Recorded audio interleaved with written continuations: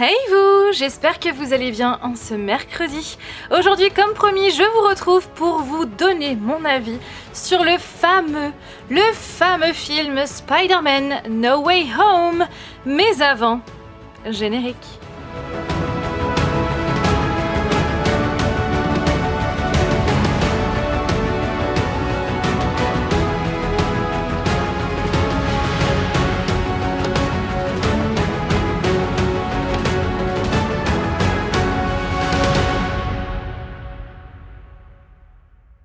Ce film est le point final de la trilogie Spider-Man portée par Tom Holland.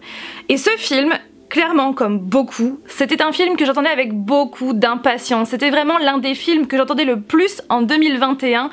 Et sincèrement, l'attente en valait grave la peine. Ce film est incroyable, il est vraiment incroyable du début jusqu'à la fin et selon moi, ouais, après bien sûr ça n'engage que moi, mais je pense que beaucoup est du même avis que moi, c'est vraiment le meilleur film de la trilogie portée par Tom Holland, ça c'est sûr et certain, même si les deux précédents étaient franchement très bons. Ce troisième là est vraiment 10 crans au-dessus, c'est vraiment un autre level. Ce film dure un peu plus de 2h30 et comme vous le savez, étant jeune parent, c'est vrai que c'était plutôt compliqué de placer ces 2h30 pour aller au cinéma. On a enfin réussi avec Flair, donc c'est pour ça que la chronique arrive un peu sur le tard après tout le monde. Mais c'est pas grave, vaut mieux tard que jamais comme on dit. Et c'est vrai que ces 2h30 ne m'ont à aucun moment paru longues. Comme ce film est rythmé, il y a de l'action, il y a de l'émotion, tout est bien équilibré, c'est vrai qu'à aucun moment j'ai trouvé le film long. Il y a beaucoup d'action, il y a beaucoup de péripéties, il y a des scènes émouvantes et oui, j'ai pleuré à plusieurs reprises, mais ça je vais vous en parler dans la partie spoiler. C'est vraiment du grand spectacle et encore une fois, les effets spéciaux sont vraiment spectaculaires. Au niveau des acteurs, je trouve que Tom Holland est une fois de plus très convaincant. Sincèrement, c'est une étoile montante du cinéma et je pense qu'il a une belle carrière cinématographique devant lui. Et c'est vrai que Tom Holland grimé en Spider-Man, je trouve que ça lui va vraiment parfaitement bien. C'est vrai qu'au départ, pour tout vous avouer, quand j'ai vu quand Spider-Man est arrivé dans le MCU, c'est vrai que j'étais un petit peu sceptique parce que oui, hein, bien évidemment, Tobey Maguire reste et restera mon Spider-Man de mon cœur, mais cela dit, Tom Holland, je trouve qu'il est vraiment très convaincant. Donc ouais, il est en deuxième position, donc désolé Andrew Garfield d'être encore à la troisième position, d'ailleurs on va en reparler dans la partie spoiler, mais c'est vrai que Tom Holland est encore une fois très convaincant et je suis sûre et certaine que Tom Holland va avoir une incroyable carrière cinématographique, ça c'est sûr et certain. Zendaya est vraiment très convaincante dans le rôle de MJ, Michelle Jones Watson, d'ailleurs il me semble que c'est la première fois que son nom complet est évoqué dans cette dernière trilogie. Quoi qu'il en soit, Zendaya joue vraiment très bien et comme pour Tom Holland, je pense qu'elle a une belle carrière cinématographique devant elle, ça c'est sûr et certain. D'ailleurs, je vous parle de Dune très prochainement, oui parce qu'elle joue aussi dans Dune et dans plein d'autres films. Ensuite nous avons bien sûr Benedict Cumberbatch, je ne sais jamais comment ça se prononce, qui joue bien sûr Stephen Strange, donc Doctor Strange, et franchement il est toujours aussi convaincant en Doctor Strange. C'est vraiment l'un de mes personnages préférés du MCU et franchement ça me donne encore plus envie de voir le prochain Doctor Strange qui est Doctor Strange in the Multiverse of Madness. Vous avez bien évidemment la présence de certains personnages, il y a eu beaucoup de rumeurs, de spéculations avant la sortie de ce troisième volet, beaucoup pensaient qu'ils allaient être là, d'autres non, et du coup je ne peux pas vous en dire plus. Ouais, je vous en parlerai dans la partie spoiler, mais sachez qu'il y a d'anciens personnages qui reviennent. Et ce film, justement, donc par le biais de l'apparition de ces anciens personnages, eh bien, il introduit le multiverse dans le MCU. Le fameux multiverse qui est souvent abordé dans les comics. Et franchement, je trouve que c'est vraiment... c'est cool, en fait, qu'il intègre enfin dans le MCU. Et c'est vraiment introduit de façon, je trouve, voilà, ce n'est pas hard d'un seul coup, non. C'est vraiment petit à petit et je trouve que, ouais, le multiverse est bien intégré dans le MCU et ça promet pour la suite. Petit conseil, si vous n'avez pas vu ce troisième volet, je vous conseille très fortement de voir les deux précédentes franchises Spider-Man, la première avec Tobey Maguire et la seconde avec Andrew Garfield. Pour moi c'est une obligation, j'ai envie de dire, sinon vous allez passer à côté de plein d'éléments, plein de clins d'œil de références, ça serait beaucoup trop dommage que vous passiez à côté de tout cela. Si vous allez voir le film Spider-Man No Way Home, je vous conseille très fortement de rester après le générique, après le premier générique, parce que à chaque fois qu'on va voir un film Marvel au cinéma, plein de gens se lèvent dès que les premières images du générique commencent, alors que non, il faut rester, il y a une scène post-générique, il y en a même 2 dans ce film Spider-Man. Certains ont eu la chance de voir la deuxième scène post-générique, ce qui n'a pas été notre cas puisque le cinéma, en fait notre cinéma ne l'a pas dévoilé, voilà, ce qui est vraiment dommage. Mais après, sachez que cette deuxième scène post-générique, eh bien c'est tout simplement la bande-annonce du prochain Doctor Strange, voilà, donc après vous n'avez rien perdu puisque cette bande-annonce vous pouvez la retrouver sur internet. Voilà, et donc concernant la première scène post-générique, je vais vous en parler un petit peu plus en détail dans la partie spoiler, mais c'est vrai que pour moi, voilà, voilà, mais je peux pas vous en dire plus. Bon allez, maintenant on passe à la partie spoiler et j'ai plein de choses à vous dire. Donc bien sûr, si vous n'avez pas vu le film et que vous n'avez pas envie d'être spoilé, eh bien je vous fais plein de bisous et je vous dis eh bien à dimanche prochain pour une nouvelle vidéo. Bye. Sinon les autres, eh bien vous pouvez rester là.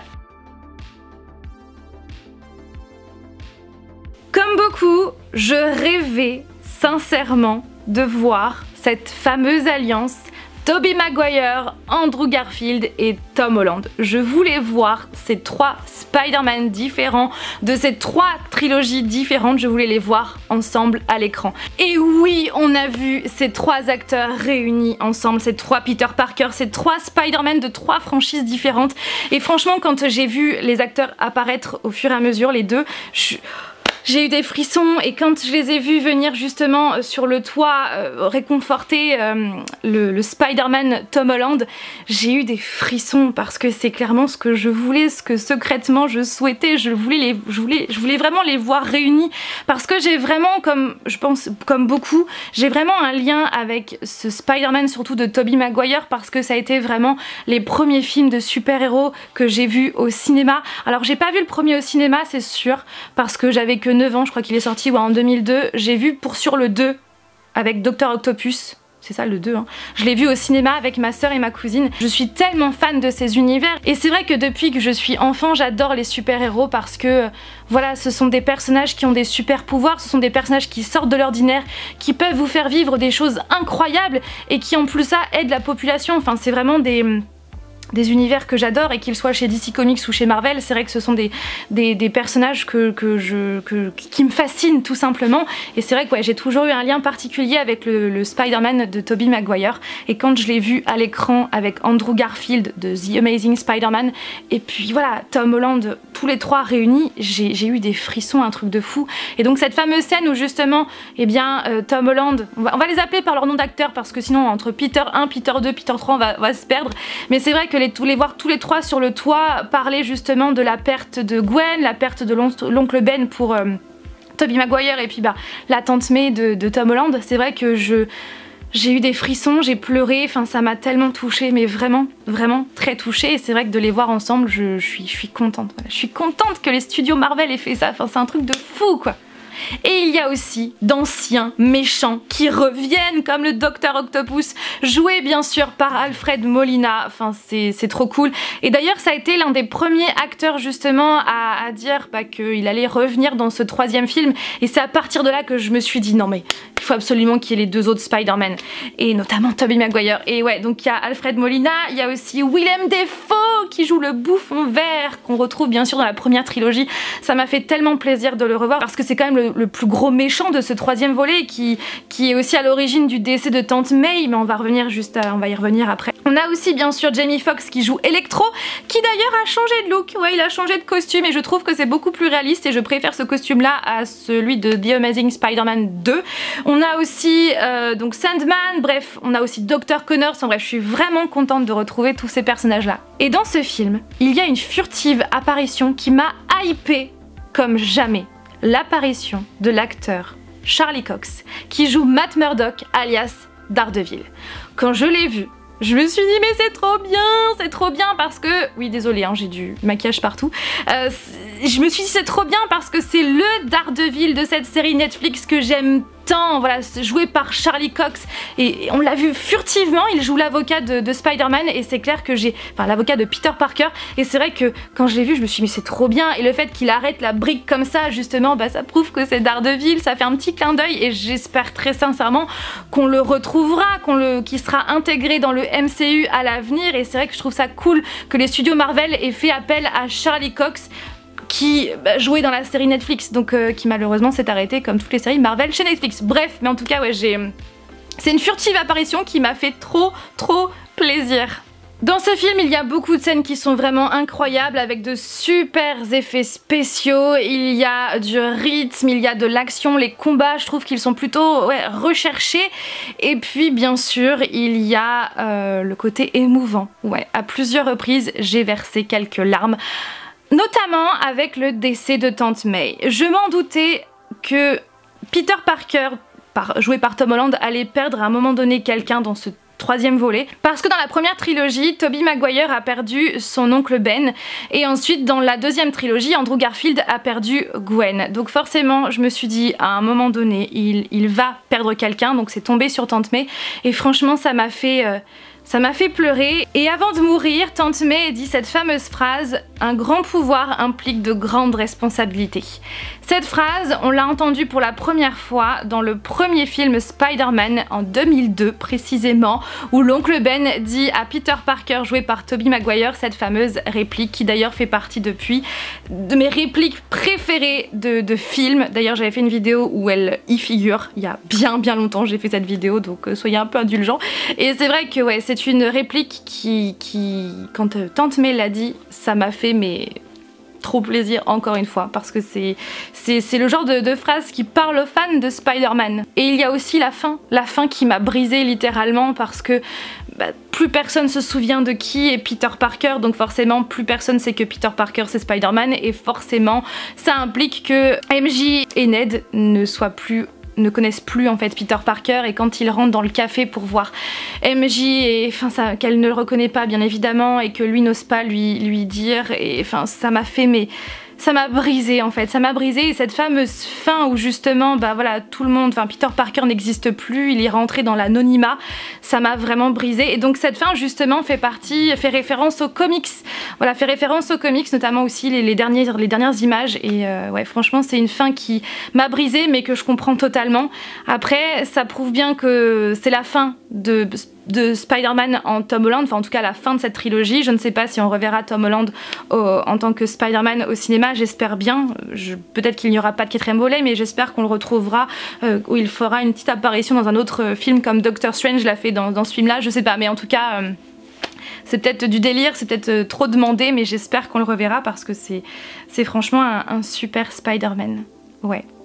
Scène post-générique, et après je vous parlerai des clins d'œil que j'ai remarqués dans ce troisième volet. Donc en termes de scène post-générique, vous avez donc Eddie Brock qui est au Mexique, si je dis pas de bêtises, oui c'est ça, enfin bref, ce n'est pas une scène post-générique que j'ai trouvé incroyable. En tout cas on comprend que le morceau de symbiote qui se retrouve sur le bar, on comprend que ça va poser problème je pense à un moment donné dans un autre film, mais voilà, c'est pas une scène post-générique que j'ai trouvé incroyable, surtout que oh là, j'ai été déçue.